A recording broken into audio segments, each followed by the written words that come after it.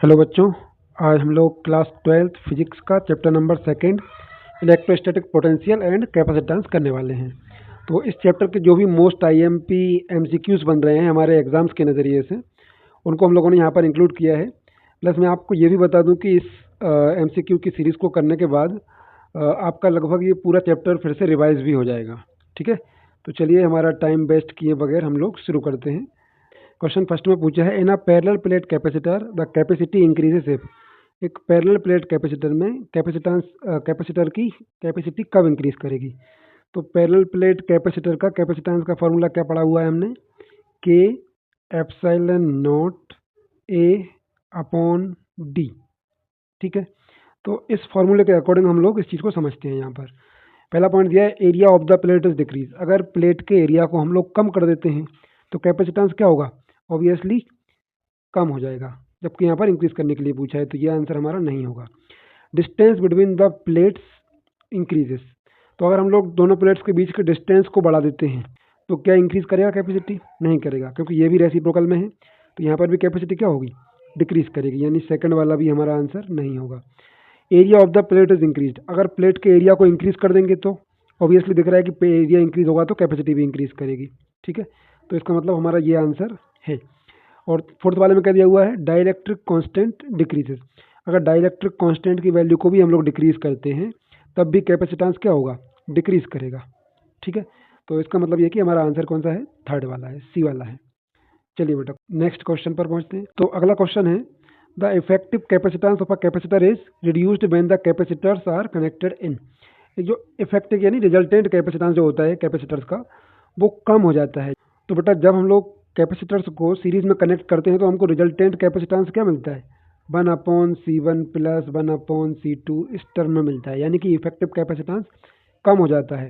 जबकि अगर हम लोग इनको पैरेलल में कनेक्ट करते हैं तो सीधा सीधा आ जाता है हमारे पास में resultant capacitance C is equal to C1 plus C2। इसका मतलब जब आप पैरेलल में कनेक्ट करोगे तो जो इफेक्टिव कैपेसिटेंस होगा वो बढ़ जाएगा, और जब आप सीरीज में कनेक्ट करोगे तो क्या होगा, इफेक्टिव कैपेसिटेंस रिड्यूस कर जाएगा। ठीक है, तो हमारा आंसर कौन सा होगा, फर्स्ट वाला ही होगा। सेकंड वाला हमारा पैरेलल कनेक्शन में आ रहा है। अगला क्वेश्चन है हमारा, bolt is a unit of. Bolt किसकी यूनिट है, तो ऑब्वियसली इलेक्ट्रिक पोटेंशियल की यूनिट क्या होती है, बोल्ट होती है। इंटेंसिटी ऑफ इलेक्ट्रिक फील्ड क्या होती है बेटा, force per unit charge, that means Newton पर कूलम। और एनर्जी की जूल होती है, हमको पता ही है। इलेक्ट्रिक पावर की क्या होती है, वाट होती है। ठीक है, तो इलेक्ट्रिक पोटेंशियल ही बचा है, तो इलेक्ट्रिक पोटेंशियल की यूनिट क्या होती है, वोल्ट होती है। ठीक है, तो चलिए नेक्स्ट क्वेश्चन पर पहुंचते हैं बेटा। अगला क्वेश्चन है, electric potential due to a point charge depends on distance R S. मतलब कि डिस्टेंस आर के रिस्पेक्ट में हम लोग देखें तो इलेक्ट्रिक पोटेंशियल जो होता है वो किस रेट से कम या ज़्यादा होगा। तो ऑब्वियसली हमने देखा हुआ है कि V का वैल्यू क्या होती है एक पॉइंट चार्ज के लिए, हम लोग देखते हैं तो Q/R। ठीक है, तो R अपॉन में आ रहा है यानी कि 1/R। तो हमारा आंसर कौन सा हो जाएगा, सी वाला हो जाएगा। यानी जैसे जैसे आप डिस्टेंस को बढ़ाते जाओगे वैसे वैसे हमें पोटेंशियल की वैल्यू कम मिलती चली जाएगी, है ना, वैल्यू कम होती चली जाएगी। अगला क्वेश्चन है, the electric potential due to a dipole on its axis at a distance R is. तो यहाँ पर बोला है कि डाइपोल की एक्सिस पर इलेक्ट्रिक पोटेंशियल की वैल्यू क्या होती है। तो उसके लिए फॉर्मूला हमने देखा था, कौन सा होता है बेटा, के पी अपॉन आर स्क्वायर था। तो यहाँ पर 1/4 एप्सिलॉन नॉट तो क्या हो जाएगा, के हो जाएगा। तो 1/4 epsilon not into P upon R square हमारा आंसर हो जाएगा। ठीक है, चलिए नेक्स्ट क्वेश्चन पर पहुंचते हैं हम लोग। Farad is a unit of. Farad किसकी यूनिट है, फेराड या फराड जो भी हम बोलें। तो अगला क्वेश्चन है बेटा, farad is unit of. Farad किसकी यूनिट है, तो देखिए सेल्फ इंडक्टेंस तो हमने अभी पढ़ा भी नहीं है, कैपेसिटेंस जो होता है उसी की यूनिट क्या होती है, फराड होती है। अगला क्वेश्चन है, when air in a capacitor is replaced by a medium of dielectric constant के, द कैपेसिटी ओके इंक्रीज करेगी या डिक्रीज करेगी, या किस तरह का चेंज आएगा कैपेसिटी में किसी कैपेसिटर की में, अगर हम लोग कोई डाइलेक्ट्रिक मीडियम को कैपेसिटर की प्लेट के बीच में प्लेस कर देते हैं। तो ऑब्वियसली हम लोगों ने सिंपली वो फॉर्मूला आपको याद रखना ही है, के epsilon not A by D. तो यहाँ से क्लियरली दिख रहा है कि जैसे ही हम लोग के की वैल्यू को रखेंगे तो के टाइम्स जो ओरिजिनल जो कैपेसिटेंस था उसका के टाइम्स क्या करेगा, इंक्रीज कर जाएगा। तो इंक्रीज के टाइम्स, बी वाला हमारा आंसर हो जाएगा।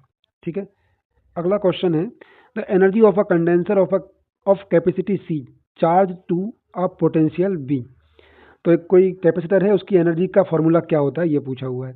सिंपली एनर्जी का फॉर्मूला क्या निकाला था हमने, 1/2 क्यू स्क्वायर अपॉन सी। लेकिन अगर मैं क्यू की जगह पर वैल्यू पुट कर दूं तो क्यू की वैल्यू क्या हो जाएगी, सी वी हो जाती है। क्यू का स्क्वायर करेंगे तो सी स्क्वायर वी स्क्वायर आ जाएगा। तो इसको हम लोग अलग और लिख सकते हैं आगे करके, क्या बेटा, सी स्क्वायर वी स्क्वायर अपॉन सी। तो एक सी से एक स्क्वायर कट जाएगा तो हमारे पास क्या बचेगा, हाफ सी वी स्क्वायर। ठीक है, तो यही हमारा आंसर आएगा, हाफ सी वी स्क्वायर। ठीक, अगला क्वेश्चन है to condensers of capacitance 6 microfarad and 3 microfarad are joined in parallel. The resultant capacity is। तो आपको पता होना चाहिए जब भी हम लोग पैरेलल में कैपेसिटर्स को ऐड करते हैं तो हमें सीधा सीधा मिल जाता है C1 plus C2 plus C3, जहाँ तक भी आप जाओगे। तो हमें ये दोनों दिए हुए हैं 6 और 3, कितना हो जाएगा, 9 माइक्रोकूलम। ठीक है, तो ये हमारा आंसर हो गया। चलिए नेक्स्ट क्वेश्चन पर पहुँचेंगे बेटा। अगला क्वेश्चन है capacitance of a spherical conductor of radius R is. तो आर रेडियस के एक स्पेरिकल कंडक्टर का कैपेसिटेंस क्या होगा। तो देखिए हम लोगों ने देखा था एक स्पेरिकल कंडक्टर है जिसकी रेडियस आर हो, तो इसके लिए पोटेंशियल क्या आया था, पोटेंशियल की वैल्यू थी इसके सरफेस पर के क्यू अपॉन आर। ठीक है, के क्या है, 1/4πε0। ठीक, तो कैपेसिटेंस का फॉर्मूला क्या होता है बेटा, कैपेसिटेंस हमको पता है चार्ज अपॉन पोटेंशियल। ठीक है, तो जब मैं इसके ऊपर अगर मुझे कैपेसिटेंस निकालना है तो मैं यहीं पर क्या करूँगा, ऊपर कर दूंगा यहाँ पे चार्ज। तो चार्ज पर unit potential, per unit increase in potential. तो क्या होगा, यहाँ पर भी क्यू आ जाएगा। ठीक है, तो क्यू से क्यू कैंसिल कर दीजिए, आर ऊपर पहुँच जाएगा। तो हमारे पास नई वैल्यू क्या मिलेगी, C is equal to R upon K. ठीक है, के क्या हुआ है, 1 अपॉन में आ गया। तो फाइनल वैल्यू क्या हो सकती है इसके लिए, नॉर्मली के की वैल्यू क्या होती है, 1/4πε0। तो के को अगर आप रेसिप्रोकल में करोगे तो क्या होगा, 4πε0 अपॉन 1। तो अपॉन 1 तो लिखने की जरूरत है नहीं, यहाँ पर आर और कर दो बस, ये वाला इनटू। ठीक है, तो हमारे पास में ये क्या आ जाएगा, एक स्पेरिकल कंडक्टर की कैपेसिटेंस आ जाएगा। तो वैल्यू कौन सी रहेगी हमारी, ये वाली सी। चलिए नेक्स्ट क्वेश्चन पर पहुँचते हैं बेटा। Electrical capacity of earth is. Earth की इलेक्ट्रिकल कैपेसिटी बेटा 711 माइक्रोफैराड होती है। अगला क्वेश्चन है the relation between dielectric constant K and electrical susceptibility of a material. यानी कि इलेक्ट्रिक ससेप्टिबिलिटी और डाइलेक्ट्रिक कांस्टेंट के, इन दोनों के बीच का रिलेशन क्या है। तो देखिए बेटा, इन दोनों के बीच का रिलेशन ये है, K is equal to 1 + phi e psi E. ठीक है, और अब ये होता क्या है, ये तो हालांकि मैं एक्सप्लेन किया भी है मैंने, डाइलेक्ट्रिक कांस्टेंट तो हम सभी जानते हैं। और फाई ई क्या होता है, फाई ई होता है किसी डाइलेक्ट्रिक मटेरियल की सेंसिटिविटी इलेक्ट्रिक फील्ड के लिए, है ना। तो साई जितनी ज़्यादा होगी वो मटेरियल उतना ज़्यादा क्या होगा, पोलराइज होगा। ठीक है, तो ये रिलेशन है, आपको याद रखना है। नेक्स्ट क्वेश्चन है the SI unit of line integral of an electric field is. ठीक है, इलेक्ट्रिक फील्ड का लाइन इंटीग्रल का की एसआई यूनिट क्या होगी। तो इलेक्ट्रिक फील्ड का लाइन इंटीग्रल जो होता है वो किसके बराबर होता है, पोटेंशियल के बराबर होता है ना। तो पोटेंशियल ही उसकी यूनिट हो जाएगी, यानी कि line integral of electric field क्या होगी, पोटेंशियल के बराबर होगी। अगला क्वेश्चन है चेक द करेक्ट रिलेशन। तो यहाँ पर देखना है हमको, potential is equal to charge पर कैपेसिटी, सही है क्या, इसी को चेक कर लीजिए पहले। V यानी potential is equal to charge पर यूनिट कैपेसिटी, क्योंकि कैपेसिटेंस क्या होता है, Q अपॉन V। तो जब आप V को इधर ले आएंगे तो आपका V is equal to Q upon C हो जाएगा, यानी पहला ही हमारा आंसर है, यानी यही रिलेशन सही है। अगला क्वेश्चन है electrostatic forces are. Electrostatic forces कैसे हैं, क्या मैग्नेटिक फोर्स है, नहीं है। क्या वीक फोर्स है, नहीं है। बहुत स्ट्रॉन्ग फोर्स होते हैं electrostatic force, but short range के लिए होते हैं, यानी कि जैसे जैसे आप डिस्टेंस बढ़ाते जाओगे फोर्सेस बहुत तेज़ी से कम होता चला जाएगा। अट्रैक्टिव या रिपल्सिव फोर्स जो है वो बहुत तेज़ी से कम हो जाएगा, लेकिन स्ट्रॉन्ग फोर्सेस होते हैं। क्या नॉन कंजर्वेटिव फोर्सेस हैं, नहीं है, नॉन कंजर्वेटिव भी नहीं है। ठीक है, कंजर्वेटिव फोर्सेस है। क्यों, क्योंकि यहाँ पर जो वर्क डन किया जाता है किसी टेस्ट चार्ज को लाने के लिए, वो पोजीशन पर डिपेंड करता है, ना कि आपने किस पाथ को फॉलो कर कर उस चार्ज को लेकर आए हो आप। ठीक है, चलिए नेक्स्ट क्वेश्चन पर पहुंचेंगे बेटा। 1 electric volt is equal to 1 electric volt. देखो पहले ये समझो कि इलेक्ट्रिक वोल्ट क्या है, एनर्जी की यूनिट है। इलेक्ट्रिक वोल्ट क्या है, एक एनर्जी की यूनिट है। लेकिन ये कब यूज़ होती है बेटा, जब हम लोग माइक्रोस्कोपिक पार्टिकल्स यानी कि एलिमेंट्री पार्टिकल्स की एनर्जी को मेजर करना चाहते हैं। जैसे कि इलेक्ट्रॉन के पास कितनी एनर्जी होगी जब रिवॉल्व कर रहा है वो किसी एटम के अराउंड। तो उस तरह की छोटे छोटे से एलिमेंट्री पार्टिकल्स की एनर्जी को मेजर करने के लिए हम लोग किसका यूज़ करते हैं, इलेक्ट्रॉन वोल्ट का यूज़ करते हैं। तो 1 इलेक्ट्रॉन वोल्ट एनर्जी कितनी होती है बेटा, ये उतनी ही होती है जितना 1 इलेक्ट्रॉन पर चार्ज होता है। बिल्कुल मैग्नीट्यूड की बात करें तो सेम होता है, यानी कि आंसर क्या हो जाएगा, सी। 1.6 इंटू 10⁻⁻19 जूल। ठीक है, इतनी एनर्जी 1 इलेक्ट्रॉन वोल्ट के बराबर होती है। तो चलिए बेटा नेक्स्ट क्वेश्चन पर पहुंचते हैं हम लोग। तो क्वेश्चन है कैपेसिटेंस इज कैपेसिटेंस क्या है। तो बेटा देखिए कैपेसिटेंस क्या होती है, स्केलर क्वांटिटी होती है। ठीक है, ना ही इसको हम लोग वेक्टर क्वांटिटी कह सकते हैं और ना ही हम ड्राइव और बेस को यहाँ पर बात करेंगे, हम बात कर रहे हैं स्केलर क्वांटिटी की। तो कैपेसिटेंस क्या है, एक तरह से स्केलर क्वांटिटी है, क्योंकि ये नंबर ऑफ चार्ज कितना स्टोर कर पा रहा है कोई कंडेंसर, उस पर डिपेंड कर रहा है।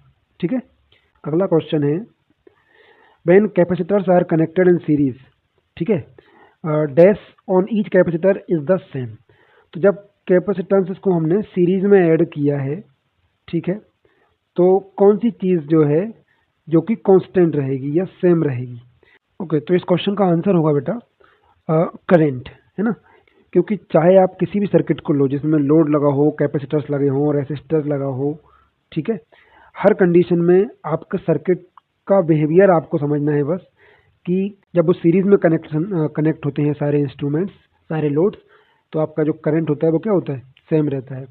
तो करंट सेम रहता है तो चार्ज भी सेम ही रहता है, लेकिन क्योंकि करंट पहले आएगा तो हम लोग इसमें करंट को लेकर चलेंगे आंसर के तौर पर। ठीक है, अगला क्वेश्चन है capacitors are connected in parallel to increase the. Capacitors को हम लोग पैरेलल में कनेक्ट करते हैं क्या इंक्रीज करने के लिए, रिजल्टेंट कैपेसिटेंस। क्योंकि कैपेसिटर्स को जब हम लोग कनेक्ट करते हैं तो क्या होता है, पैरेलल में कनेक्ट होते हैं तो हमें रिजल्टेंट जो कैपेसिटेंस मिलता है वो क्या होता है, C1 plus C2 plus and so on. तो जितने भी कैपेसिटर्स होंगे हम सबको सीरीज पैरेलल में लगाते हैं तो डायरेक्टली उनका कैपेसिटेंस एड अप हो जाता है। ठीक है, तो इसलिए रिजल्टेंट कैपेसिटेंस को इंक्रीज करने के लिए हम लोग कैपेसिटर्स को कनेक्ट करते हैं पैरेलल में।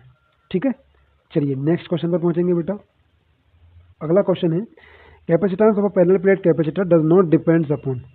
तो पैरेलल प्लेट कैपेसिटर का कैपेसिटेंस किस पर डिपेंड नहीं करता है। तो अगेन लिख लीजिए वही चीज़ फिर से, के epsilon not A by D. ठीक है, तो बताइए मुझे यहाँ पर किस पर डिपेंड कर, एरिया ऑफ द प्लेट्स पर डिपेंड करता है कहीं, बिल्कुल करता है। ठीक है, डाइलेक्ट्रिक कांस्टेंट पर डिपेंड करता है कैपेसिटेंस, बिल्कुल करता है। मीडियम बिटवीन प्लेट्स, बिल्कुल प्लेट्स के बीच में कौन सा मीडियम है जिसका डाइलेक्ट्रिक कांस्टेंट के है, उस पर डिपेंड करेगा, बिल्कुल करेगा। बस थिकनेस ऑफ प्लेट्स पर नहीं करेगा, यानी कि प्लेट्स जो हैं कैपेसिटर्स की वो कितनी थिक हैं, कितनी मोटी हैं, उससे कोई अंतर नहीं पड़ता है कि कैपेसिटेंस क्या होगा। अगला क्वेश्चन है electric field lines are dash to an equipotential surface. तो किसी इक्विपोटेंशियल सरफेस पर इलेक्ट्रिक फील्ड लाइंस क्या होती हैं, परपेंडिकुलर होती हैं, पैरेलल होती हैं, इंक्लाइंड होती हैं, कर्व होती हैं। तो ऑब्वियसली हमने देखा है बेटा, हमारे पास कोई भी अगर चार्ज सोर्स है उससे इलेक्ट्रिक फील्ड लाइंस जा रही हैं, पास कर रही हैं। मान लो इस सोर्स से यहाँ तक का डिस्टेंस r है, तो इस r डिस्टेंस पर जो भी लाइन होगी हर पॉइंट का पोटेंशियल क्या होगा, सेम होगा। तो इसका मतलब फील्ड लाइन की डायरेक्शन ये है और इक्विपोटेंशियल सरफेस ये बन रहा है, ये वाला।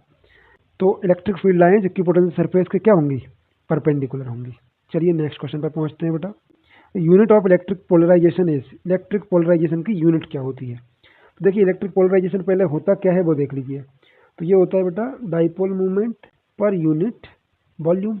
ओके बेटा, तो हमें स्पष्ट पता है कि डाइपोल मूवमेंट की यूनिट क्या होती है, 2qa। ओके, तो q हो जाएगा चार्ज यानी कूलम, और a यानी कि लेंथ, a या l, तो मीटर। कूलम मीटर क्या होती है, डाइपोल मूवमेंट की यूनिट होती है। अपॉन में अगर हम वॉल्यूम को रख देंगे तो क्या हो जाएगा, मीटर का क्यूब आ जाएगा। वॉल्यूम क्या होता है, length into length into length, या length into width into height. तो बताइए यहाँ पर ये मीटर क्यूब हो रहा है, नीचे ऊपर मीटर है, तो ये कैंसिल हो जाएगा यहाँ से। तो हमारे पास फाइनल क्या मिल जाएगी, कूलम पर मीटर स्क्वायर। ठीक है, तो ये हमारी यूनिट हो जाएगी किसकी, पोलराइजेशन की, इलेक्ट्रिक पोलराइजेशन की। अगला क्वेश्चन है electrical susceptibility describes the electric behaviour of a. Electrical susceptibility जो होती है वो किस मटेरियल का इलेक्ट्रिकल बिहेवियर शो करती है? ऑब्वियसली डाइलेक्ट्रिक का, है ना। तो इलेक्ट्रिकल ससेप्टिबिलिटी जो होती है वो हमें क्या बताती है कि कोई डाइलेक्ट्रिक मटेरियल में कितना ज़्यादा पोलराइजेशन होगा। तो हमारा नेक्स्ट क्वेश्चन है, two equipotential surfaces can intersect each other. तो क्या ये सही है? तो ये बेटा फॉल्स होगा, नहीं कर सकते कभी भी इंटरसेक्ट दो इक्विपोटेंशियल सरफेस। क्यों नहीं कर सकते कि मान लीजिए हमारे पास में ये एक चार्ज सोर्स है, यहाँ से आर डिस्टेंस पर जो पोटेंशियल होगी वो तो सेम ही होगी, चाहे यहाँ पर आप लाइन खींच के देख लीजिए, तो ये सरफेस जो बनेगा वो क्या होगा? इक्विपोटेंशियल सरफेस बनेगा। अब यदि यहीं पर एक और पोटेंशियल सरफेस आ जाएगा तो फिर तो वो सरफेस सेम ही रह जाएगा ना, अगर डिस्टेंस चेंज नहीं करोगे। और अगर डिस्टेंस चेंज हमने कर दिया, आर वन कर दिया यहाँ पर मैंने, तो ऑब्वियसली वो सरफेस बनेगा वो भी क्या होगा? डिफरेंट होगा। तो इसका मतलब ये कभी भी इंटरसेक्ट नहीं कर सकते। चलिए नेक्स्ट क्वेश्चन पर पहुँचेंगे बेटा। अगला क्वेश्चन है, when a charge capacitor is filled completely with a dielectric of a dielectric constant के, द पोटेंशियल डिफरेंस। चार्ज है कैपेसिटर आपका, उसमें लेकिन हमने पावर को हटा दिया, बैटरी को हटा दिया, फिर एक डाइलेक्ट्रिक मटेरियल को जिसका डाइलेक्ट्रिक कांस्टेंट क्या है? के है, उसको हम लोगों ने कैपेसिटर में ऐड कर दिया। देखो बेटा ऑब्वियसली कैपेसिटेंस क्या होता है? Q अपॉन V होता है। तो जब आप डाइलेक्ट्रिक मटेरियल को ऐड करोगे तो कैपेसिटेंस बढ़ जाएगा, ये तो हमको पहले से पता है। तो अगर कैपेसिटेंस बढ़ेगा तो पोटेंशियल क्या करेगा? डिक्रीज करेगा। तो हमारा सी वाला क्या हो जाएगा? आंसर। अगला क्वेश्चन है, the dielectric constant of a conductor is. तो एक कंडक्टर का डाइलेक्ट्रिक कांस्टेंट क्या होता है? इन्फिनिटी होता है, यानी कि एक कंडक्टर अपने अंदर से किसी इलेक्ट्रिक फील्ड को पास होने ही नहीं देता, क्योंकि रिवर्स इलेक्ट्रिक फील्ड वो उतनी बना देता है जितनी की एक्सटर्नल फील्ड होती है, और यहाँ से कोई इलेक्ट्रिक फील्ड पास नहीं करती है। कंडक्टर की प्लेट्स के बीच में कोई आपको इलेक्ट्रिक फील्ड नहीं मिलेगी। चलिए नेक्स्ट क्वेश्चन पर पहुँचेंगे हम लोग। The potential of earth is normally assume to be. तो अर्थ की पोटेंशियल को हम लोग नॉर्मली एज्यूम करते हैं बेटा इन्फिनिटी, ठीक है। यानी कि अर्थ की जो पोटेंशियल होती है वो क्या होती है? इन्फिनिटी होती है, ठीक है। चलिए नेक्स्ट क्वेश्चन पर पहुँचेंगे हम लोग। Dielectric strength is. Dielectric strength क्या होती है? तो बेटा डाइलेक्ट्रिक स्ट्रेंथ क्या होती है कि जब हमारे पास में मान लीजिए एक डाइलेक्ट्रिक मटेरियल को हमने कैपेसिटर के अंदर रख दिया, ठीक है। अब इसमें हमने एक इलेक्ट्रिक फील्ड पास कराई बाहर से, तो इसमें भी क्या होगा? एक इलेक्ट्रिक फील्ड साइड बन जाएगी। तो क्या होगा? इस साइड इस कैपेसिटर इसमें इलेक्ट्रॉन आ जाएंगे और इस साइड क्या आ जाएंगे? प्रोटॉन आ जाएंगे। लेकिन अगर हमने ये एक्सटर्नल फील्ड को बढ़ाते चले जाएं तो क्या होगा? एक टाइम पर इलेक्ट्रॉन एटम्स के ऑर्बिट को छोड़कर सीधे सीधे इस प्लेट पर आ जाएंगे, यानी कि कंडक्टर की तरह इलेक्ट्रॉन क्या हो जाएंगे? एटम से फ्री हो जाएंगे। तो कोई मटेरियल कितनी ज़्यादा एक्सटर्नल इलेक्ट्रिक फील्ड को बियर कर सकता है, वही क्या होती है? उसकी डाइलेक्ट्रिक स्ट्रेंथ होती है। तो इसका आंसर क्या हो जाएगा बेटा? Electric field a dielectric can withstand, है ना। अगला क्वेश्चन है, potential at a point on equator of a dipole is. एक डाइपोल के इक्वेटर पर पोटेंशियल क्या होती है? जो इक्वेटर पॉइंट होता है डाइपोल का, उस पर क्या होती है? पोटेंशियल जीरो होती है हमेशा। चलिए नेक्स्ट क्वेश्चन पर पहुंचते हैं बेटा। Capacity of a parallel plate capacitor is. Parallel plate capacitor की कैपेसिटी क्या होती है? ये तो हम अभी भी एक्सप्लेन कर चुके हैं इसी चैप्टर में। तो epsilon not A upon D, इसी लेक्चर में मैंने एक्सप्लेन कर दिया था इस चीज़ को। ये हमारा आंसर है। अगला क्वेश्चन है, what is the shape of equipotential surface for a point charge. एक पॉइंट चार्ज है, ठीक है। अब उसके आसपास आप आर डिस्टेंस पर जब फील्ड निकालोगे, पोटेंशियल निकालोगे, तो सभी जगह पर चारों तरफ आर डिस्टेंस पर क्या होगा? पोटेंशियल सेम होगा। वो सरफेस क्या होगा? स्फीयर के शेप में बनेगा। अगला क्वेश्चन है, द इलेक्ट्रिक पोटेंशियल इंक्रीजेस और decreases along an electric line of forces. तो मान लीजिए बेटा ये इलेक्ट्रिक लाइन ऑफ फोर्सेस पास कर रही हैं इस तरीके से, ठीक है। यहाँ पर कहीं सोर्स था, तो बताइए जब आप यहाँ से डिस्टेंस बढ़ाते जाओगे, अलोंग द लाइन जाओगे, तो क्या होगा? तो ऑब्वियसली है कि डिक्रीज ही करेगी, क्योंकि हमने देखा भी है कि पोटेंशियल क्या होता है? के क्यू बाय आर, के क्यू बाय आर। तो आर बढ़ेगा तो ऑब्वियसली पोटेंशियल क्या करेगी? डिक्रीज होती चली जाएगी। अगला क्वेश्चन है, what is the amount of work done in moving a charge of 1 coulomb between 2 points on an equipotential surface. तो जब हम लोग किसी एक 1 कूलम के चार्ज को एक इक्विपोटेंशियल सरफेस पर मूव करवा रहे हैं, कहने का मतलब ये इलेक्ट्रिक फील्ड जा रही है आपकी, और मैंने एक 1 कूलम चार्ज को लिया और इस इक्विपोटेंशियल सरफेस पर यहाँ से यहाँ मूव करवाया, ऊपर नीचे सरफेस पर बस, ठीक है। सरफेस नहीं छोड़ना है। तो इस कंडीशन में वर्क कितना करना पड़ेगा? तो बेटा इसका आंसर होगा 0, क्योंकि इक्वी पोटेंशियल सरफेस पर मूव करने के लिए चार्ज को कोई वर्क करना नहीं पड़ता, कोई एक्सटर्नल फोर्स लगाने की ज़रूरत नहीं पड़ती है। ठीक है, चलिए नेक्स्ट क्वेश्चन पर पहुंचेंगे हम लोग। Where does the energy of charge condenser reside? एक चार्ज कंडेंसर की एनर्जी कहाँ पर या किस फॉर्म में रहती है ना? तो उसका आंसर होगा इन इलेक्ट्रिक फील्ड, है ना। ये इलेक्ट्रिक फील्ड जो होती है कैपेसिटर्स के बीच में, वही इलेक्ट्रिक फील्ड क्या करती है, इन दोनों पॉजिटिव और नेगेटिव चार्जेस को रोके रखती है। ठीक है, तो जो एनर्जी होती है वो इलेक्ट्रिक फील्ड के टर्म में या फॉर्म में स्टोर रहती है। तो चलिए आगे समझते हैं। अगला क्वेश्चन है, right an expression for potential energy of two charges Q1 Q2 separated by distance r of uniform electric field. तो देखिए इस क्वेश्चन को समझना बेहद जरूरी है और इजी भी है। तो देखो किसी एक चार्ज की वजह से पोटेंशियल क्या होती है बेटा, work done on bringing a test charge near given source और सोर्स चार्ज। ठीक है, तो ये होती है सोर्स चार्ज की पोटेंशियल, एक यूनिट टेस्ट चार्ज को लाने में कितना वर्क किया गया। लेकिन यदि मैं इसकी जगह पर Q0 की जगह पर कोई बड़ा चार्ज ले आता हूँ तो क्या हो जाएगा, कितना वर्क डन करना पड़ेगा मुझे। इस कंडीशन में वर्क डन हो जाएगा बेटा VQ2, जो Q उधर डिवाइड कर रहा था वो इधर आके क्या करेगा, जो Q उधर डिवाइड कर रहा था वो इधर आके क्या करेगा, मल्टीप्लाई करेगा V के साथ। और V की वैल्यू हमको पहले से पता है, KQ1/R, और इंटू Q2 और ले आइए आप यहाँ पर, तो कौन सी वैल्यू मिलेगी हमको, Q1 इंटू Q2/4πε0R। तो हमारा आंसर क्या हो जाएगा, बी वाला हो जाएगा।